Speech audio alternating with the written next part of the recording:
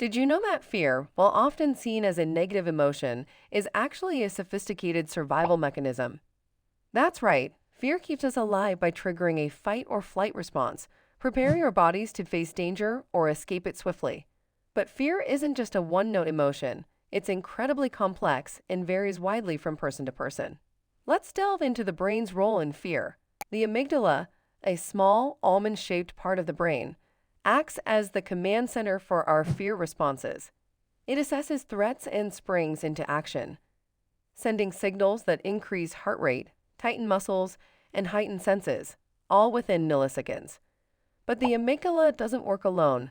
The hippocampus and prefrontal cortex are also key players, helping us learn from past fears and regulate our responses. Culturally, fear takes on many forms and meanings. For example, in Japan, the fear of supernatural entities like ghosts and spirits has given rise to a rich tradition of storytelling, influencing both ancient folklore and modern horror cinema.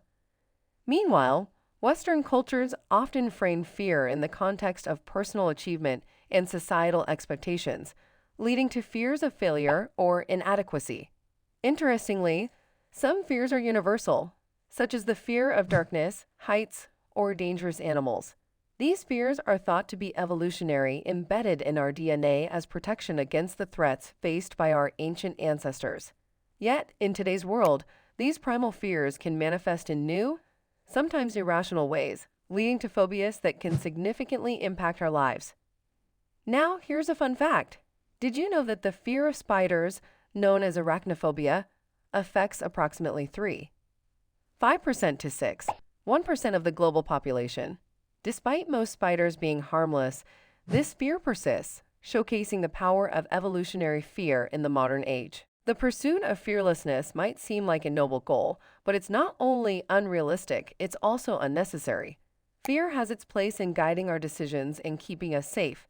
However, understanding our fears and learning how to manage them effectively can lead to personal growth and resilience.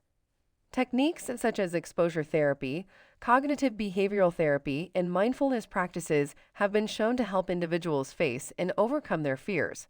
In conclusion, fear, with all its complexities and nuances, is a fundamental part of the human experience. It shapes our actions, drives our decisions, and even influences our cultures and societies. By embracing and understanding fear, we can learn to navigate its challenges, turning it from an obstacle into an opportunity for growth and discovery.